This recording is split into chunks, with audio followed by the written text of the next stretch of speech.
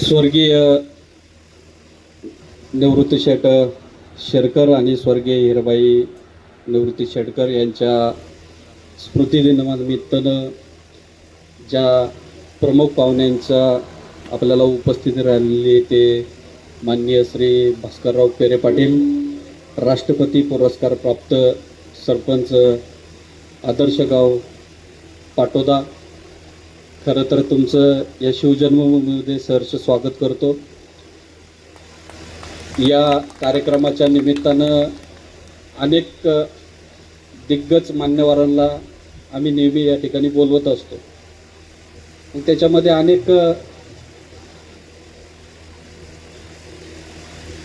कलाकार या ठिकाणी येऊन गेले, अनेक वक्ते येऊन गेले, परंतु गेले 2 वर्षापासून आमच्यातला आमच्या भावना समजून घेणारा, आमच्या भावना मांडणारा, गावकीत भावकीत आणि शेतकऱ्यांच्या मधला माणूस आम्हाला एक वक्ता म्हणून पाहिजे होता. म्हणून खऱ्या अर्थानं गेले मागच्या वर्षी आम्ही प्रयत्न केला, त्याच्या मागच्या वर्षी प्रयत्न केला, परंतु आपल्या तारखा काही मिळाल्या नाही. परंतु या वर्षीची आपली तारीख मिळाली, आपण ती मान्य केली, आमची विनंती मान्य केली. शेरकर परिवार आणि विघ्नर परिवाराच्या वतीनं आपल्याला स्वागत करतो आणि आपल्याला मी या ठिकाणी प्रथमतः धन्यवाद देतो. स्टेजवर उपस्थित असलेले अशोकदादा घोलप असतील, संजय शेठ असतील, तानाजी शेठ, सगळेच मान्यवर आहेत. मी अधिकचा वेळ घेणार नाही. आपण मोठ्या संख्येने खरं तर सर्व मंडळी या ठिकाणी उपस्थित झालात, महिला भगिनी मोठ्या संख्येने उपस्थित झालात. आपल्या सगळ्यांचं सहर्ष स्वागत करतो. खरं तर वर्षभरातला हा एक कार्यक्रम आपण त्यांच्या शेठबाबांच्या स्मृतीला अभिवादन करण्यासाठी नेहमी सादर करीत असतो. हा कार्यक्रम खरं तर करण्याचा उद्देशच एक आहे, त्यांच्या आठवणींना उजाळा देणं, त्यांनी दिलेली असलेली प्रेरणा, त्यांनी दिलेला मार्ग, त्यांनी केलेला विघ्नर कारखान्याची जपणूक ही खरं तर त्याची स्मृती व्हावी, आठवण व्हावी म्हणून खऱ्या अर्थानं आपण करत असतो. नक्कीच मला असं वाटतं का त्यांनी दिलेला आदर्श आणि त्याच्यानंतर अण्णांनी खरं तर त्या कारखान्याची जपणूक केली आणि त्यांनी जे काय मार्गदर्शन केलं त्या मार्गदर्शनाच्या जोरावर आम्ही सर्व संचालक मंडळी या ठिकाणी वाटचाल करतो. आपण जर बघितलं असेल तर गेले 2 वर्षामध्ये विघ्नर कारखान्याचं डिस्लरीचं एक्सपान्शन असेल, नंतर कारखान्याचं एक्सपान्शन असेल, 5,000चा कारखाना 7,000वर आपण आता घेऊन गेलेलो आहे. आणि नक्कीच मला असं वाटतं का आपण कुठल्याही बाजारभावामध्ये आजपर्यंत कमी पडलेलं नाही, इथून पुढच्या काळातही कमी पडणार हा विश्वास या निमित्तानं, या कार्यक्रमाच्या निमित्तानं मी आपल्याला सगळ्यांना देतो. आता ऊसाची कमतरता भासायला लागलेली.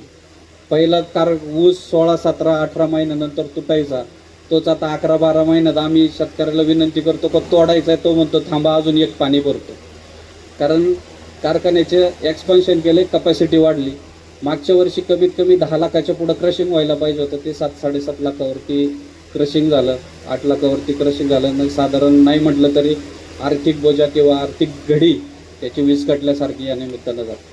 आणि नक्कीच मला असं वाटतं का कालचीच जर बातमी तुम्ही जर बघितली असेल त्यामध्ये स्पष्टपणाने आम्ही उल्लेख केलेला आहे का शेतकऱ्यांनी 12 महिने ऊस लावला आणि 12 महिने ऊस लावला तरी काही अडचण नाही, आपण कारखान्याच्या माध्यमातून तो तोडायची जबाबदारी कारखान्याची असेल. वर्षभरामध्ये 2 वेळेला ऊस तुटून आणू शकतो जर शेतकऱ्याने ऊस चांगला पिकवला तर.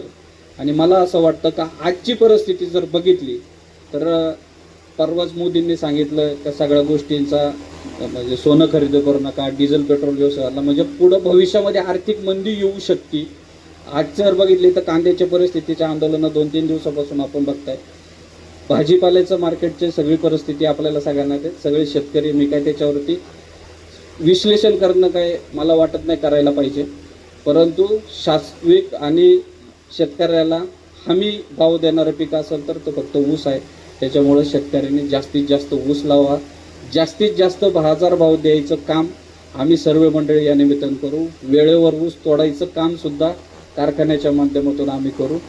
आम्ही सर्व संचालक मंडळी सातत्याने शेतकरी हिताचे निर्णय, संस्था टिकली पाहिजे त्याच्यासाठीचे निर्णय, आमचे सर्व अधिकारी असतील, कर्मचारी असतील, हे शेतकऱ्यांच्या हिताच्या दृष्टीने या ठिकाणी काम करत आलेले आहेत. मी अधिकचा वेळ आपला या ठिकाणी घेणार नाही. आपण सर्व मंडळी या ठिकाणी आलात, विशेषतः आमचा सर्व मित्रपरिवार असेल, परिवारातले आमचे सर्व घटक असेल, या ठिकाणी ज्यांची उपस्थिती लाभते ते आपल्या जुन्नर तालुक्याचे आमदार शरददादा सोनवणे या ठिकाणी उपस्थित होत आहेत. त्यांचं या ठिकाणी मी सहर्ष स्वागत करतो आणि आपण सर्व मंडळी आलात, आपल्याला सगळ्यांचं या ठिकाणी सहर्ष स्वागत करतो. आपल्याला धन्यवाद देतो, शेडबाबांच्या स्मृतीला अभिवादन करतो आणि या ठिकाणी थांबतो. धन्यवाद.